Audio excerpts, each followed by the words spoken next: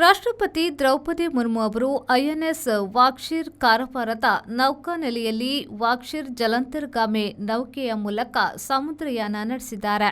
ಜಲಾಂತರ್ಗಾಮಿ ನೌಕೆಯ ಬಳಿ ತೆರಳಿದ ಅವರು ನೌಕಾದಳದ ಸಿಬ್ಬಂದಿಯತ್ತ ಕೈಬೀಸುತ್ತಾ ಜಲಾಂತರ್ಗಾಮಿ ನೌಕೆಯೊಳಗೆ ತೆರಳಿದ್ದಾರೆ.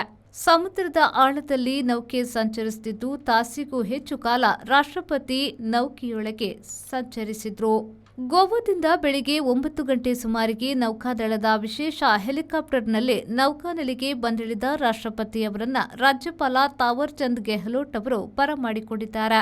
ಈ ಮೂಲಕ ದ್ರೌಪದಿ ಮುರ್ಮು ಅವರು ಜಲಾಂತರ್ಗಾಮಿಯಲ್ಲಿ ಪ್ರಯಾಣಿಸಿದ ದೇಶದ ಮೊದಲ ಮಹಿಳಾ ರಾಷ್ಟ್ರಪತಿ ಎನ್ನುವ ಹೆಗ್ಗಳಿಕೆಗೆ ಪಾತ್ರರಾದರು. ಡಾ. ಅಬ್ದುಲ್ ಕಲಾಂ ಅವರು ಜಲಾಂತರ್ಗಾಮಿ ನೌಕೆಯಲ್ಲಿ ಯಾನ ಕೈಗೊಂಡ ಮೊದಲ ರಾಷ್ಟ್ರಪತಿಯಾಗಿದ್ದಾರೆ.